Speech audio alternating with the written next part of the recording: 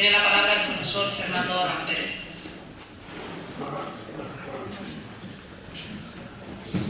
Gracias.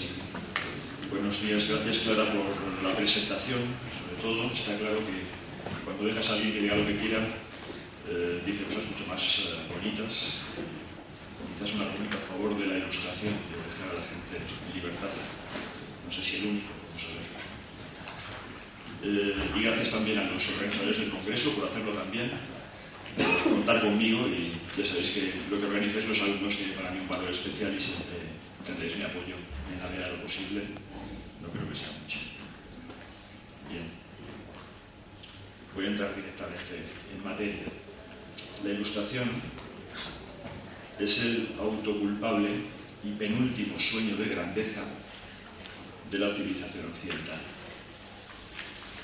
La ilustración sigue siendo hoy la penúltima mitología blanca, la penúltima historia pretendidamente transparente e inofensiva de un pueblo blanco, cuerdo, sano, masculino, heterosexual, encantado de haberse conocido, dejadme que lo diga así, tan encantado de haberse conocido que se llama a sí mismo ilustrado, que se presenta a sí mismo como portador de los valores eternos de la humanidad entera y los exporta, si es necesario, por la fuerza, a todas partes con prepotencia.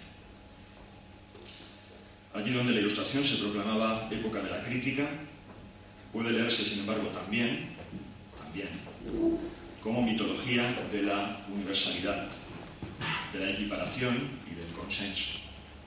Es decir, como mitología justificadora de la abolición y de la disensión, del desacuerdo, la transgresión, la diferencia y sobre todo de la autocrítica.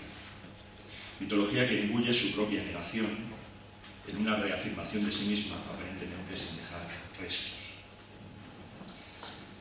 Quizá, por tanto, es ya tiempo de ir más allá de la ilustración. Quizá es el tiempo de dejar de absolutizar la ilustración como único punto de referencia.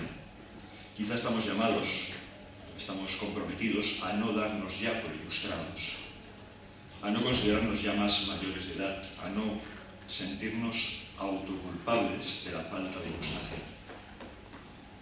Deberíamos quizá dejar de obedecer a la ilustración y al imperativo cuasi categórico protoilustrado y dejar resonar unas sinónicas palabras de Gilles Deleuze, cuyo eco me gustaría que acompañase toda esta intervención. Obedeced siempre, pues que cuanto más obedezcáis, más dueños seréis, puesto que solo obedeceréis a la razón pura, es decir, a vosotros mismos. Estas son las palabras de Deleuze. Bien, no se trata, no pretendo aquí cuestionar la importancia ni la relevancia de la ilustración como momento de la historia de la filosofía, obviamente. No se trata en absoluto de rebajar el valor de ningún pensamiento ilustrado, de ningún pensador ilustrado, ni por supuesto de faltarle el respeto a Kant ni a ningún otro, os lo aseguro. Ni siquiera se trata de hacerse cargo del otro lado de la ilustración, de su lado oscuro, o de las muchas ilustraciones elaboradas. Numerosos autores lo han hecho ya de forma magistral, desde los frankfurtianos a Foucault, por ejemplo, pero comenzando ya incluso por los propios románticos postkantianos. Ni siquiera se trata solamente de subrayar la prepotencia y la parcialidad del proyecto ilustrado que ha triunfado o que ha extendido sus redes. Tampoco de mostrar sus insuficiencias y, desde luego, tampoco se trata solamente de lamentarse de su escasa realización, la escasa realización de una promesa en una especie de ilustración insatisfecha, inacabada, incompleta, como afirman algunos. Y tampoco pretendo en absoluto abogar por un no pensamiento irracionalista o relativista, porque si hiciese así me dejaría llevar por ese pacto paranoide según el cual la falta de una razón absoluta implicaría inevitablemente la renuncia a la razón. Esa actitud, esa exigencia binaria tan propia del si no estás conmigo, estás contra mí, constituye precisamente uno de los instrumentos más eficaces y por tanto más peligrosos que sirven para neutralizar la diferencia, la disensión, la alternativa, el pensar de otro modo. Pero creo que es posible pensar de otro modo. Es posible pensar de una manera imposible, situándose en los límites de lo que se deja pensar. Saber de otro modo, atreverse a saber de otro modo, incluso a querer de otro modo. El ámbito de lo posible será siempre demasiado estrecho, asfixiante incluso. Y ese ámbito de lo posible está quizá hoy dibujado por la obsesión o la fe en la referencia ilustrada. No hay quizá pensamiento que no haya comenzado por atreverse a pensar de otro modo lo que no se deja pensar, pensando lo imposible. ¿Qué pretendo entonces? He dicho lo que no. Pretendo responder en parte a la pregunta por nuestra propia actualidad, como se exige en el planteamiento de esta sesión y como retoma Foucault en su texto, y mostrar en qué medida, especialmente tres conceptos, voy a limitarme a tres y ya es demasiado, tres núcleos del pensamiento ilustrado, no pueden seguir actuando ya como modelos o como finalidades deseables que perseguir o a partir de las cuales pensar. Estos tres conceptos son el sujeto, la razón y el tiempo. Me dejo el lenguaje porque sin esto podría ser infinito y lo es en cualquier caso. Por supuesto, cada uno de estos conceptos daría para una investigación ilimitada y os la dejo a vosotros, filósofos del porvenir. Me limitaré aquí a hacerme cargo, por tanto, de algunos restos del sujeto, algunos restos de la razón, algunos restos del tiempo. Comenzaré por algunos restos de la razón con mayúscula. No hizo falta demasiado tiempo para que otros filósofos comprobasen que allí donde tantos ilustrados hablaban de la razón, no todos por cierto, de una razón única y mayúscula, se ofrecía sin embargo un modo determinado de razón. De ahí los titubeos y las subidas variopintas del romanticismo, pero de ahí también, ya antes, ese debate que llamaron la querelle des anciens et des modernes, la querella de los ancianos y los modernos.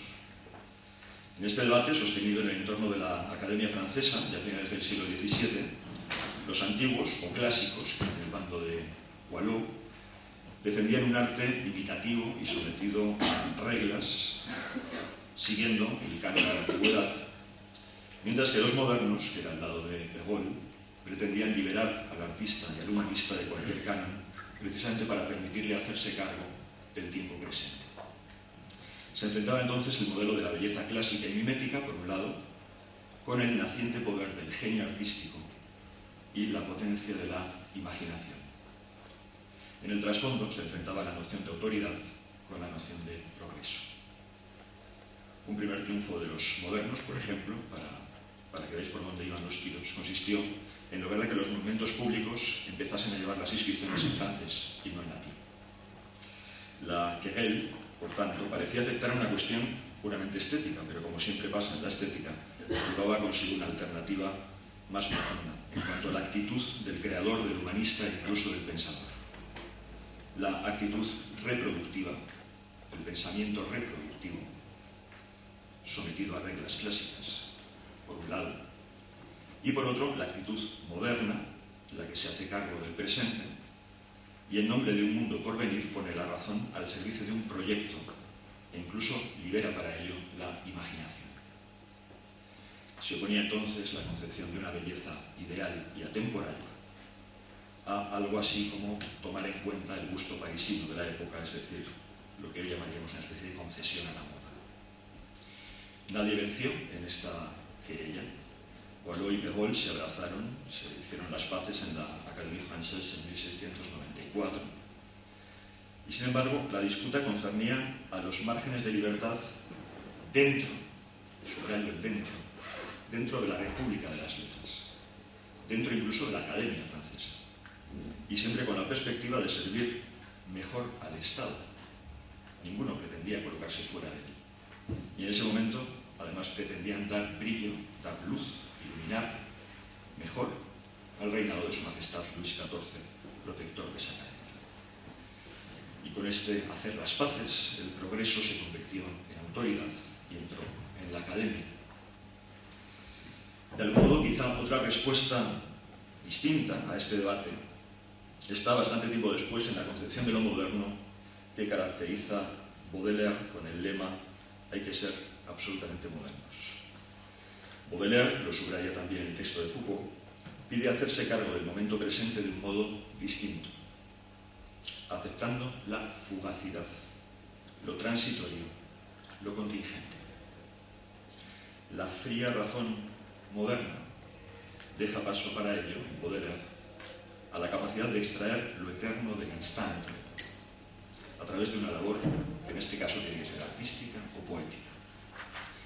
La aceptación de lo fugaz acompaña a una búsqueda desengañada de lo permanente y conduce a una invención de uno mismo, quizá eso que después llamará Foucault ontología de nosotros mismos, precisamente porque no respeta ya la delimitación y las órdenes de una razón previa que marque el ámbito de lo posible.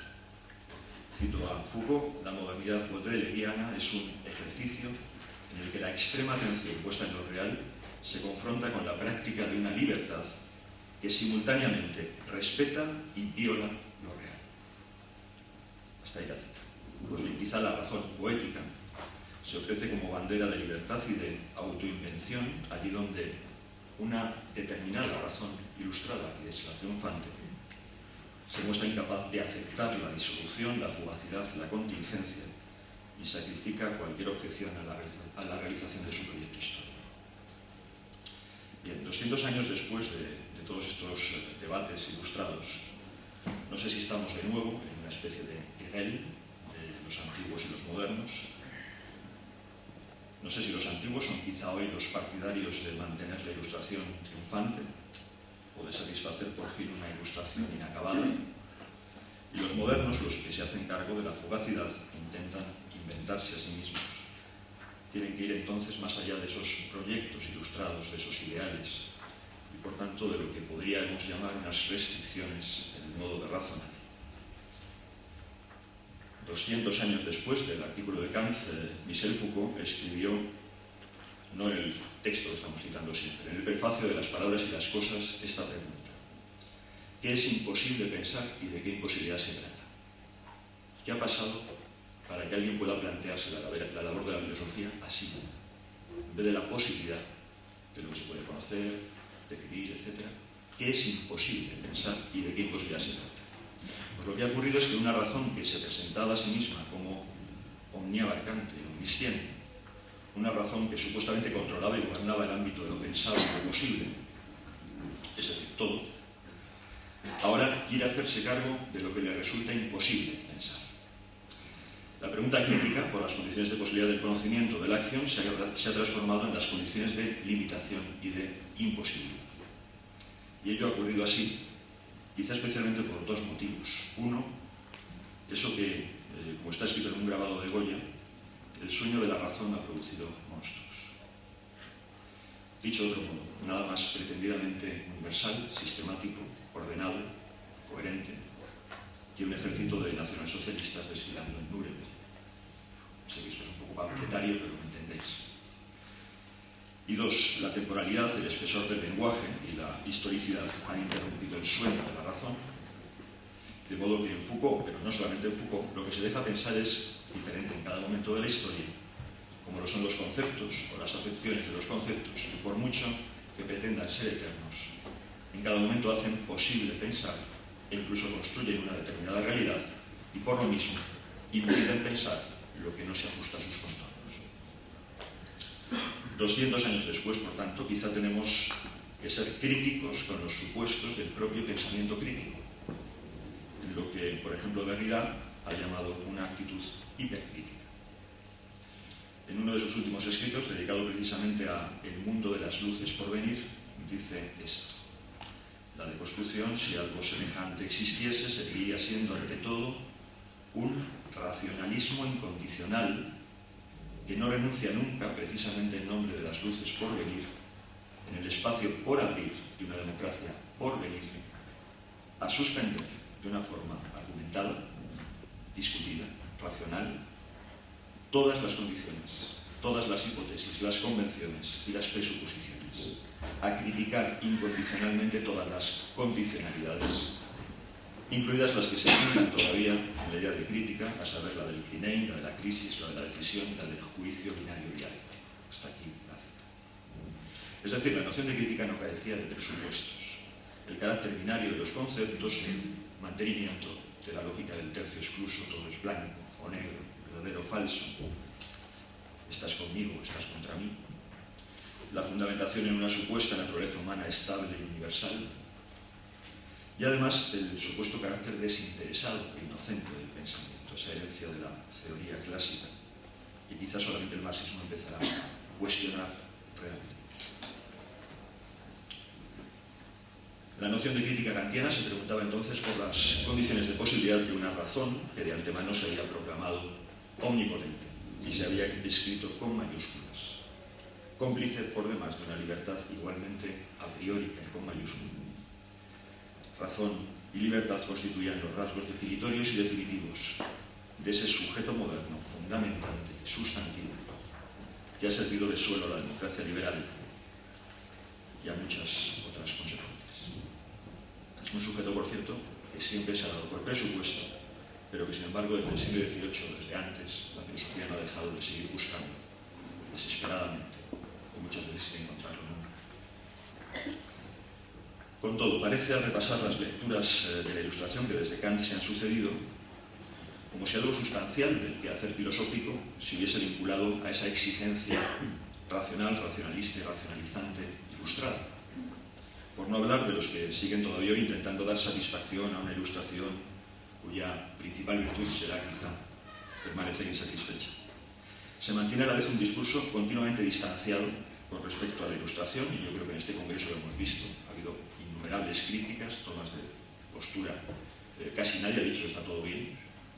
Y sin embargo se mantiene a la vez una especie de pulsión que nos lleva a exigir redoblar el acto de fe en la Ilustración, en sus promesas y en sus ideales. Y Derrida también se mantiene en esa fe, lo cual no me parece adecuado. Dice Derrida en ese mismo texto: si el mínimo semántico que se pueda conservar de los léxicos de la razón en todas las lenguas es la última posibilidad, si no de un consenso, al menos de una interpelación universalmente prometida o incondicionalmente confiada al otro, entonces la razón sigue siendo el elemento o el soplo de una fe sin iglesia ni credulidad. La razón de ser del compromiso, del crédito, del testimonio, etc. Bien, no se trata en absoluto de oponer a la fe en la razón una fe en la sin razón, insisto. De modo alguno quiero dejarme llevar por ese razonamiento ambivalente. Se trata de oponer las razones a la razón. Allí donde una razón se proclama triunfante, y esa es la herencia de la Ilustración, por mucho que el propio siglo de las luces se muestre habitado por razones diversas, hay quizá que introducir la pluralidad y redoblar la incertidumbre. Hablo del texto de Kant. ¿De qué razones habla Kant en el texto de referencia? En este texto apenas entra Kant en la caracterización de esa razón que he llamado tremendamente abarcante y autotransparente. Este texto es aparentemente una llamada a pensar sin tutores, a usar la razón, a abandonar la cómoda y autoculpable minoría de edad, atreviéndose a ser. Pero, sin embargo, resulta de entrada extraño que Kant seleccione su lema, como había dicho en María, el sapere aude, de una carta de Horacio. Es decir, el lema de la Ilustración está ya en un poeta latino. Y una carta en la cual precisamente el poeta se atribuye la dirección espiritual de los jóvenes que han de abandonar su minoría de edad. Y no lo cita, por cierto, no dice que es una cita de Horacio. Sin embargo, más abajo Kant carga contra los tutores, entre ellos el maestro o el director espiritual, que con la cómplice comodidad del tutelado encadenan en la minoría de edad. Y distingue entonces los célebres usos público y privado de la razón. Pues bien, no hace falta escarbar mucho para llegar a la conclusión, sin hacer un análisis de Kant, sino de qué se ha hecho con estas ideas. No hace falta mucho escarbar, insisto, para llegar a la conclusión de que la lectura triunfante de esos dos usos, la versión efectivamente triunfante, consiste en la proclamación de un uso público de la razón completamente estéril, y la reducción, por tanto, del uso eficaz de la razón al de un funcionario dócil y tolerante en el uso privado. Algo así como uso público de la razón significa, diga usted lo que quiera, que van a ayudar, que es lo que pasa cotidianamente. Hoy, el discurso emancipador se convierte de este modo en un discurso justificador, legitimador de un Estado que necesita de sus funcionarios del pensamiento para mantenerse. es lo que Deleuze llama un pensamiento que no se toma en serio a sí mismo. Cito a Deleuze con la misma cita de antes, pero un poco más ampliada. Obedeced siempre, pues cuanto más obedezcáis, más dueños seréis, puesto que solo obedeceréis a la razón pura, es decir, a vosotros mismos.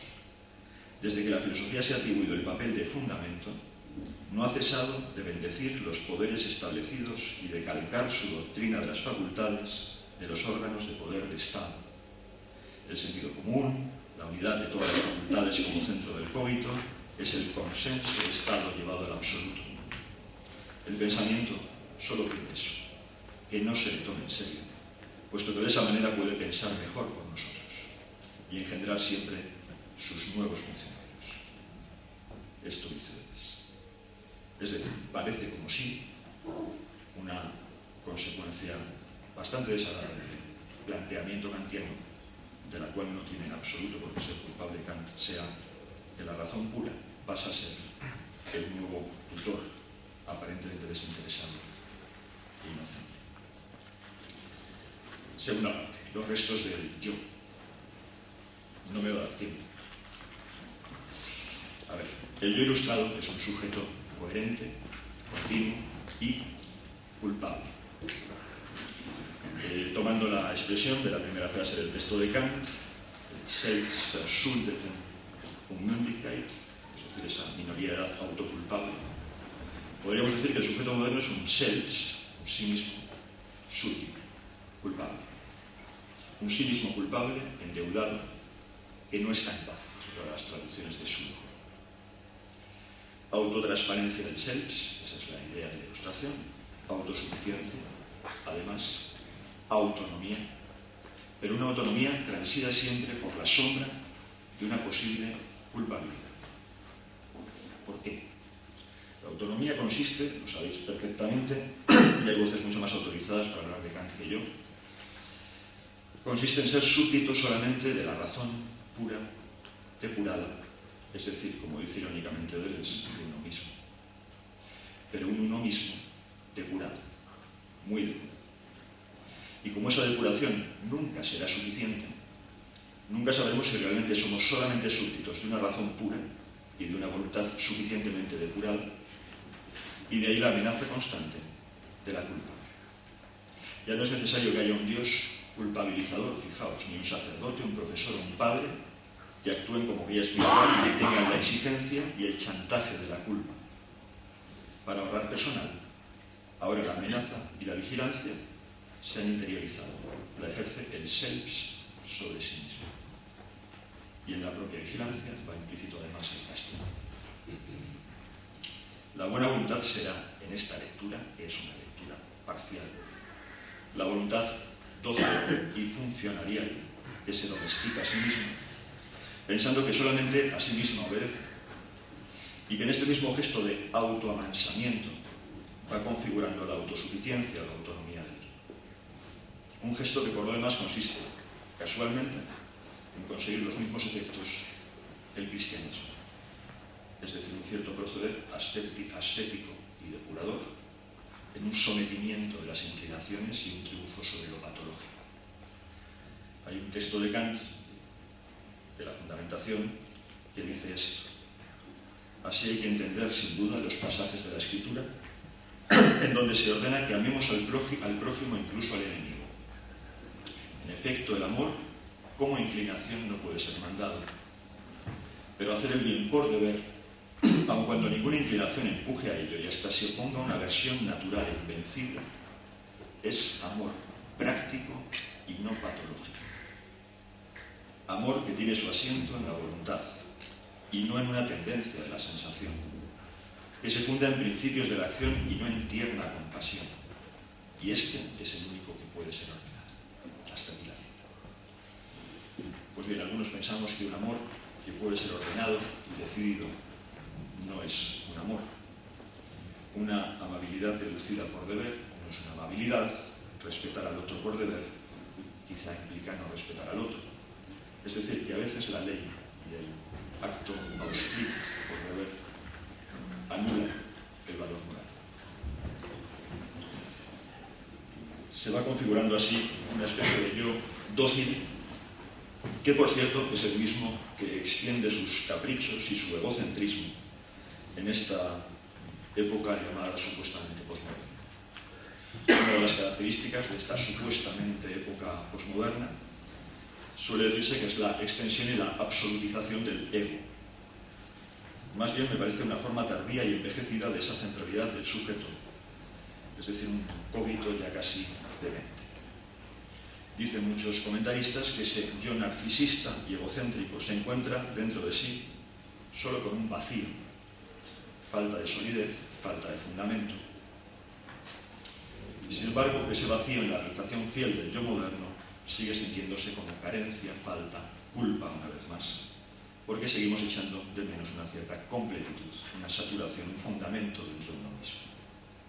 Pues bien, quizás solamente estemos, de hecho, en una nueva época, cuando el ahuecamiento del yo nos experimente desde esas categorías de culpabilidad e incompletitud, y cuando tomemos la discontinuidad del yo sin culpabilidad alguna como incertidumbre creadora, como apertura interior que deja margen a la autoinvención y sobre todo como inserción de la alteridad dentro de uno mismo.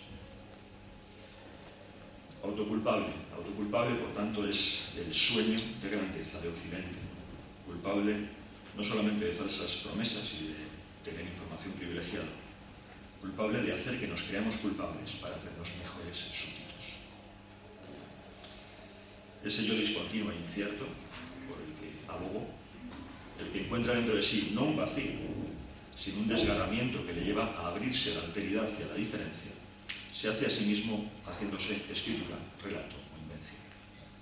Y se ríe de su propio relato y del relato de Occidente, con una risa liberadora que obviamente nos hace recordar a Nietzsche. Y en palabras de un profesor de teoría literaria, Gustav, la conciencia desgarrada se da como irrisión transitiva y reflexiva, da risa y al mismo tiempo se da risa. Y la otra conciencia, por su compacto carácter servicial, por su obediencia dócil e inconsciente, la conciencia noble no se da risa. Su seriedad y su mutismo espiritual son semejantes a los de un autómata, que sin pensamiento y reflexivo abnegado actuará siempre en pro de lo incuestionablemente bueno. Dos puntos. El Estado. Por cierto, para decir esto, la noción de conciencia desgarrada la toma Gustav de Hegel.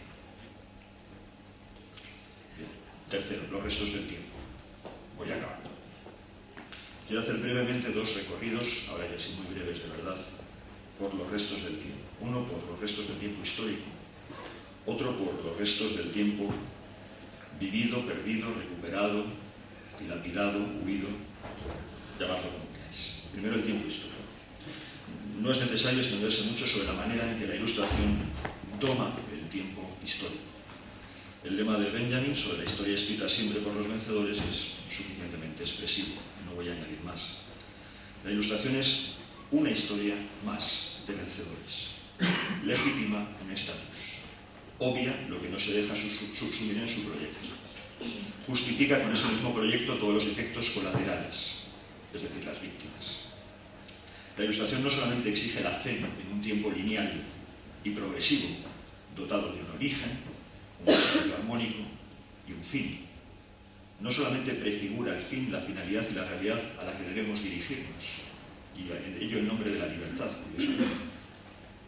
Además, se concibe a sí misma como el momento de la autoconsciencia de esa historia lineal con mayúsculas. La Ilustración, por tanto, es también la mayoría de Occidente, que, consciente, en fin, de su supuesta autonomía y de sus virtudes, proclama sin complejos, como el Partido Popular, su programa imperialista, civilizador, razonable. Proclama sin complejos la superioridad de su cultura y de su pueblo. No voy a saltar nada, porque si no, nos alargamos. Si añadimos a estos caracteres de la Ilustración, de la noción de historia de la Ilustración, la centralidad del sujeto obediente que estaba comentando, obtenemos, por cierto, el proyecto de la modernidad como proyecto de tecnologías del yo, de las cuales ha hablado nuevamente Foucault. Y por eso no puede dejar de resultar sintomático el elevado número de tecnologías del yo a que ha dado lugar este tipo de pensamiento. Y y que se han proclamado todas ellas instrumentos de un mundo mejor. El buen ciudadano kantiano de buena voluntad, en cierta lectura, pero también diversas acepciones del superhombre, el buen ario, el buen maoísta, el buen trabajador, el buen consumidor, el hombre políticamente correcto, etc.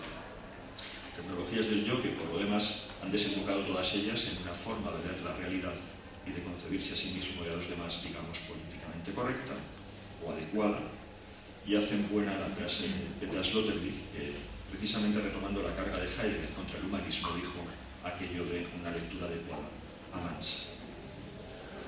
Y por último, el recorrido por la otra forma de tiempo, la otra forma de entender la temporalidad. El tiempo de la vida, de la muerte, o quizá el tiempo que aniquila la muerte. La ilustración como egregia consecuencia de esa actitud de pensamiento que algunos han llamado metafísica de la presencia, otros ontoteología, otros logocentrismo, está quizá aquejada del mal de la muerte. Padece el mal de la muerte. Niega la muerte como mal, prefiere ignorar la muerte. Es una forma de hacer, de pensar, de ser, que se vuelve insensible en sus esfuerzos por neutralizar la muerte. No piensa en la muerte, piensa en la razón, en el sujeto eterno, en un proyecto que supera lo mortal y que justifica todas las muertes. La expresión mal de la muerte es tan bella que no podía ser mía. Procede de un relato de Marguerite Duras, que a su vez comenta Blanchot en la comunidad confesada. 4 líneas de ese relato. Ella abre los ojos, dice, no mienta más. Dice que espera no saber nunca nada, de la misma manera en que sabe usted nada del mundo. Dice, no quisiera saber nada de esa manera en que sabe usted. Con esta certeza emanada de la muerte, esta monotonía irremediable, igual a sí misma cada día de su vida, cada noche, con esta función mortal de falta de amar. Dice, ya es de día, todo va a comenzar, salvo usted. Usted no comienza. Hasta aquí la cita. El mal de la muerte consiste quizá en ignorar el carácter disolvente del tiempo. Consiste en hacer del sujeto un absoluto inmortal que niega su muerte y la de los demás, o bien en hacer de la muerte un absoluto que aniquila el valor de la vida también. De ambos modos, el tiempo vital, como el tiempo histórico, se deja engullir en un esquema lineal y progresivo en el cual solamente el origen y la meta tienen sentido. Cada instante queda pues subsumido, aniquilado por esa linealidad de un tiempo frío, refugio en el que se consuelan los incapaces de afrontar la vida y la muerte, los incapaces de encontrar la vida y la muerte en cada instante. Esta manera de esquivar la temporalidad disolvente va acompañada de una concepción del sujeto. Está todo unido de una concepción de la razón, de una concepción de la verdad, de una concepción de la certeza. Repito lo que ha dicho el párrafo. No quisiera saber nada de esa manera en que sabe usted, con esta certeza irradiada de la muerte. Certeza como quietud, como verdad atemporal, como seguridad.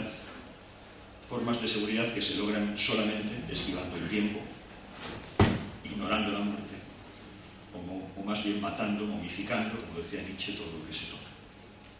Certeza aquejada del mal de la muerte, en la medida en que paraliza, mata todo lo que toca y nos lleva a comprenderlo todo. Esto de comprenderlo todo, que lea 4 líneas de Blanchot y voy acabando. Lo comprendemos todo. Al comprenderlo todo, no superficial, sino realmente, nos apartamos de lo que no sea esta nueva visión de conjunto y olvidamos la radical distancia que, cuando todo se comprende y todo se afirma, reserva aún el espacio y el tiempo de una interrogación, la cuestión más profunda inducida por la palabra. De este espacio y este tiempo, que no pertenecen ya al todo de la comprensión, le toca a la literatura, a la poesía, proponer su experiencia. Dejo la cita de Blanchot y añado que creo que también la filosofía debería hacer experiencia de eso. En el relato de Marguerite Duras, que poco antes de las palabras que he citado, el protagonista le había preguntado a la mujer, no es banal que el hombre sea un hombre y la mujer sea una mujer, y sea la mujer la que le dice al hombre que padece el mal de la muerte, le pregunta, digo, a la mujer cómo sabe que padece el mal de la muerte. Poco antes él había dicho que la noche es negra. Y ella le responde que eso no puede ser así, que la noche no es nunca negra, y que sabe que él padece el mal de la muerte precisamente por, comillas, esa mentira de que la noche es negra. Y es que quien padece el mal de la muerte piensa solamente con certezas y evita las sombras, niega los grises, está convencido, absolutamente convencido, de que la noche es negra. Hay día, es decir, hay luz, o hay noche, solo hay noche tan solo, y la noche es negra. Bueno, acabo. Ilustrar es un término, como sabéis, que viene del medievo, cuando significaba dar luz a los libros. Leyendo de otro modo, que es lo que propongo, quizá seguimos una y otra vez dando luz a los libros, escribiendo vamos encendiendo y apagando luces, pero sin despreciar las sombras. La ilustración es quizá el momento en que hemos encendido tanto la luz, nos hemos creído tan lúcidos, tan luminosos y tan iluminados, que, como dice también un relato de Blanchot, la luz nos ha deslumbrado y nos ha dejado ciegos. El exceso de luz, la ignorancia de las sombras y de la noche, deja ciego. No sé si esa iluminación, por tanto, actúa ahí como invitación para seguir pensando. No sé si actúa como modo de fomentar lo que decía Foucault al final de su texto de la Ilustración, la impaciencia por la libertad, o si más bien esa iluminación excesiva nos introduce en una comodidad y una paciencia infinitas y estériles. Por tanto, no sé si la fe en la Ilustración será ya hoy más de un lastre. Gracias.